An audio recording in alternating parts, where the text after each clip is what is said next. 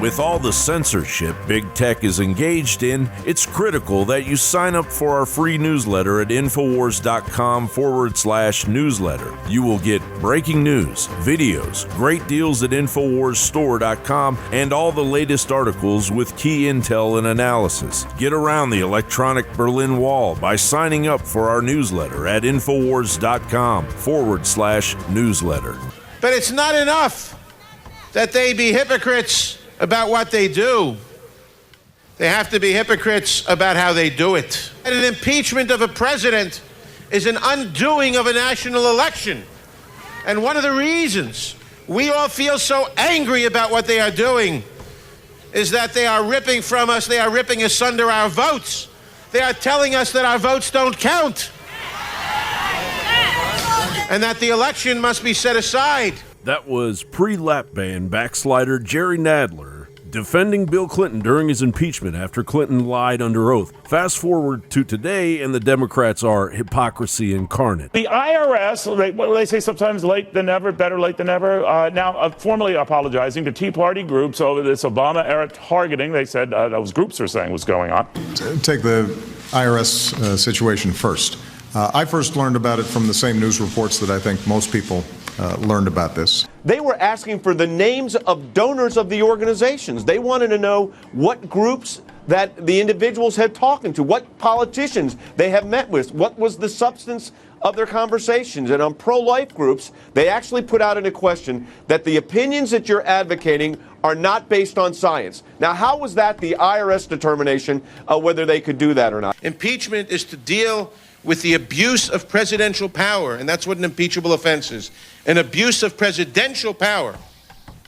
So when Richard Nixon ordered the Internal Revenue Service to harass political opponents and lied about it, that was an impeachable offense.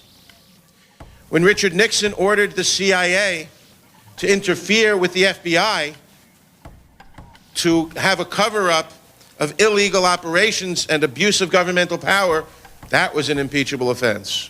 Well, we want to know if the FBI's decision-making was impacted by politics, as we suspect. There's no rhyme or reason to the effort to exonerate Hillary Clinton, other than they wanted to protect someone who was a candidate for president of the party that was running the administration at the time.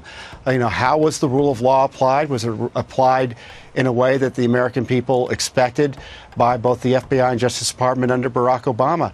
This is, in character, what the president was trying to communicate. Propaganda was waged in the hallowed halls of the U.S. Capitol. How many Americans, with the collusion of the mockingbird media, were duped to actually think that what Schiff read was the truth? If Schiff doesn't resign, as President Trump has suggested, Schiff himself should be impeached.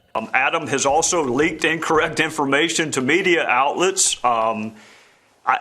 I wish Adam were serious about oversight. There's a lot that needs to be done in the intelligence community about leaks, about FISA. He's not interested in that. He is interested in undoing the 2016 election results. Meanwhile, in the alleged whistleblower's complaint against President Trump that was declassified and released to the public, a partisan CIA whistleblower claimed President Trump threatened the Ukrainian president to play ball or he would withhold U.S. assistance to his country. This was another lie. The Ukrainian government didn't know the U.S. had suspended aid to the country until 1 month after the call. Then there are the Democrats who committed the very quid pro quo they are accusing President Trump of. Robert Menendez, Richard Durbin, and Patrick Leahy wrote a letter to Ukraine's Prosecutor General, Yuri Lutsenko, expressing concern at the closing of 4 investigations they said were critical to the Mueller probe. In the letter, they implied that their support for U.S. assistance to Ukraine was at stake. The Democratic senators declared, "We have supported the capacity building process and are disappointed that some in Kiev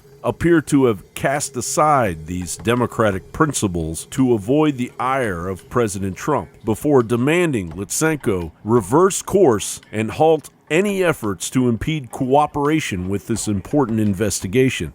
In the Democrats' mind, a witch hunt targeted at our executive office is just fine. But when that executive office utilizes its privilege to investigate corruption within the Democratic Party, all bets are off. What we are seeing is the deep state flexing its 6 ways from Sunday corruption. And in its wake, a Democratic Party that as a whole has acted with impeachable tyranny, utilizing the propaganda Obama legalized. Meddling in the 2016 election, which has been documented that they meddled in the 2016 election. A DNC operative met in the Ukrainian propaganda, embassy. Mark.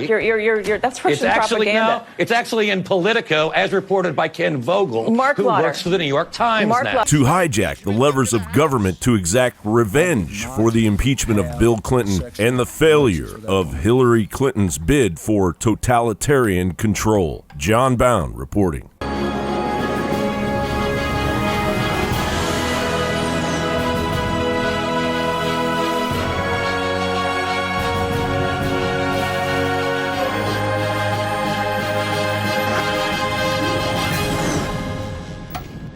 Don't miss the opportunity to grab your 8-pack Power Stack for 75% off. Simple, convenient, and easy to use, the 8-pack Power Stack is a one-stop shop for those looking to simplify their routine. It is currently 75% off right now, and the sale is about to end. The 8-pack Power Stack is the perfect intro to any InfoWars fan looking to support the show but not sure where to start. Please support our mission to bring you the cure for propaganda.